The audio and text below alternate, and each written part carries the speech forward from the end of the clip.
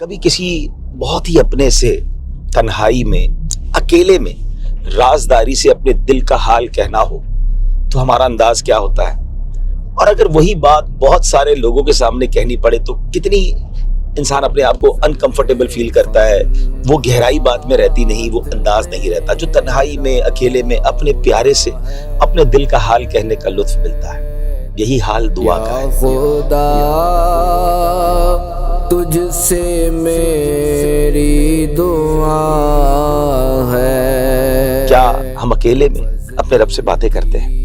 دعا کرنا اللہ سے باتیں کرنا ہی تو ہے۔ ہم نے دیکھا ہے کہ ہم مجمع میں تو دعا کرتے ہیں، ویسے کئیوں کی آنکھیں بھیگ جاتی ہیں، ہمارے ہاتھ اٹھ جاتے ہیں، ہمارے سر جھک جاتے ہیں، مگر کیا تنہائی میں بھی یہ انداز ہوتا ہے؟ کیا تنہائی میں بھی آنسو نکلتے ہیں؟ کیا تنہائی میں بھی اللہ کی یاد اور اللہ سے اپنے دل کی ہم باتیں کرتے ہیں؟ حدیث پاک کا مضمون ہے کہ 7 قسم کے ایسے افراد جن کو قیامت کے دن اللہ کے عرش کا سایہ ملے گا، تو اس میں سے ایک وہ بھی ہوگا جو تنہائی میں اللہ کو یاد کرے اور اس کی آنکھوں سے آنسو بہ نکلے۔